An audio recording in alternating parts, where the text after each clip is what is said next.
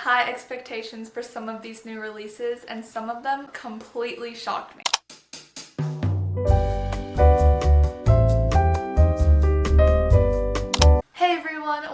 Welcome back to the channel, and welcome to Vlogmas, where I'll be posting as many times as I possibly can this month. It is definitely the busiest and the best time of the year because of Christmas and the holidays and the presents, not to mention all of the book releases that have just started exploding this month. This week I binge read some of my most anticipated popular releases in order to see if they were actually worth the hype and your time, so I can accurately pass on the overall vibes of these books, as well as the tropes and my overall thoughts, who I think the book is for, and whether or not I actually recommend it. By the way, I'll also have all the books that I mentioned in my profile as well as in the description down below in case you want to check out any of these for yourself along with the timestamps. So without further intro, let's get started. The first book that I completely devoured was Brimstone by Callie Hart. This book right here is not overhyped one bit, and if you haven't read it, then you are so missing out. If you are a mood reader, the vibes in this book were immaculate. I'm telling you, the banter, plot, and romance were on point. I really don't think it gets any better than this. I laughed and cried and just could not put this book down. This is the second book to Quicksilver, and our female main character, Saris, is a strong female main character, which is undoubtedly the best kind of main character. This book picks up pretty much right after the second one. Saris is now the queen of the whole vampire court. The magical rot is still spreading across all the realms, and she still needs to learn how to master her powers and save her people. I'm telling you, the amount of plot twists in this book, you will not be able to put this down. I read this in almost one sitting because there just wasn't a slow part. Kingfisher, who is the male love interest, is just so swoon-worthy, and I couldn't get enough of his point of view. His interactions with Saris throughout the entire book just tug on the heartstrings. Please put this on your TBR. I promise you it is 100% worth the hype. This was definitely a 5-star read, and I would recommend this book to pretty much everybody if you like romance, if you like fantasy. This has everything you could possibly want in one of the best books you will read this year. I was definitely glad not to be disappointed by this. Look how pretty this is. This is gorgeous. Moving on to the next book, which is Hollow by Caroline Peckham and Susan Valenti. I was actually quite surprised to realize how much I didn't like it. It's not that this book was bad by any means, I was just so not impressed by it. And I was really sad because any book that is this beautiful 100% deserves to be a new obsession. But I do have to say I was not obsessed. Honestly, I probably would have DNF'd it if I didn't want to review it. This was one of the biggest new releases, and it's a fantasy romance that follows Ferris Creed, who is a mortal woman that wants to participate in the Great Hunt, which is essentially this magical competition where champions, who are people that have been training to take on this magical quest their entire lives, these champions try to hunt down dangerous spirits in order to possess them all, so that they are granted a magical boon that can grant them any wish they want. Ferris really needs this to save her sister,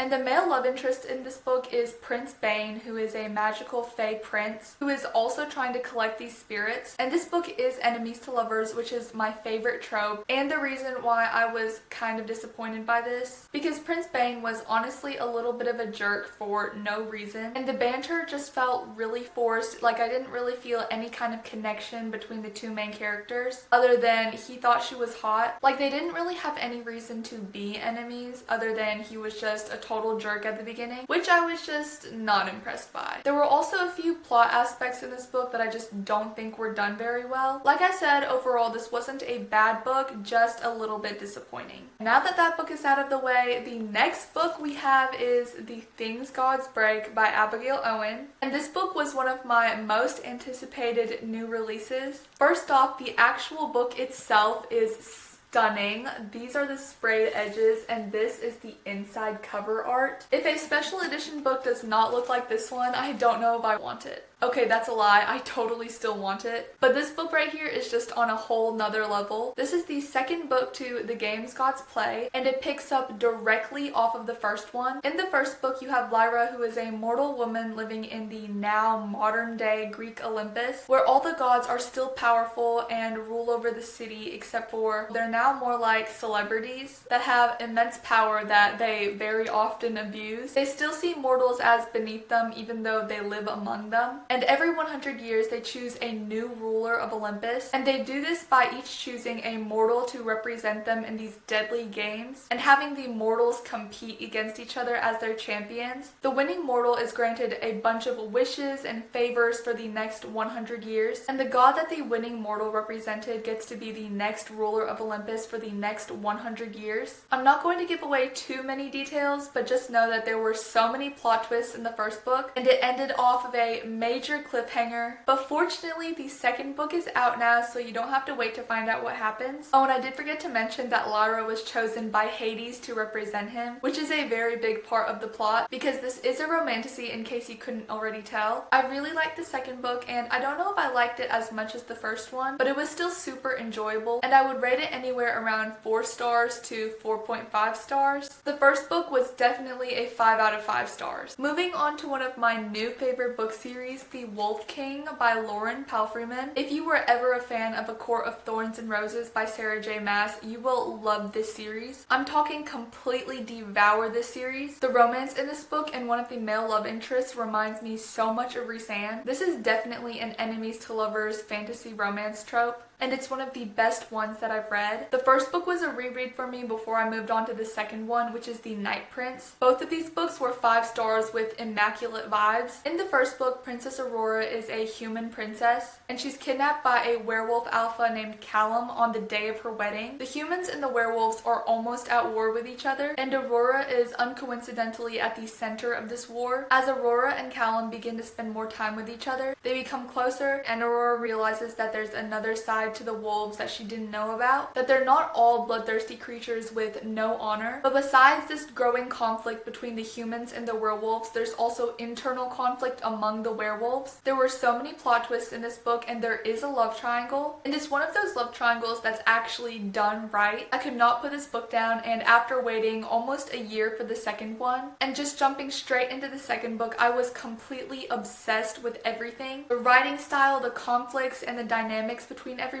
was so intriguing, and I would honestly recommend this book to as many people as possible. This was by far one of my favorite books of the year, and I'm honestly a little devastated that I have to wait probably another whole year for the third book to come out. The last really popular book that I read was On Wings of Blood by Briar Bowling. This is a new fantasy romance series that has enemies to lovers, a really high stakes plot, and a lot of plot twists. I'm pretty sure this was originally a Draco Malfoy and Hermione Granger fanfic. Medra is our half-fae main character, and she is also a strong female main character. Let me just say this book had tons of banter and tension between all of the main characters that you will not want to miss. Medra is also a newly discovered last dragon rider, and as far as everyone in this world knows, there are no more dragons anymore. But because of the fact that she is the last dragon rider, she is forced to attend Bloodwing Academy, which is a deadly academy for vampires, and she's also forced into betrothal with a vampire prince who admittedly does not want to marry her either, but they're kind of both forced into this situation. Even though there is constant attraction between them, this is definitely an enemies to lovers book. I was kind of skeptical at the amount of hype this book was getting, especially since recent popular books that have been getting a lot of hype just turned out not to be that great, but I was very glad to be surprised. I'm going to try to also read the second book, which is already out sometime this month.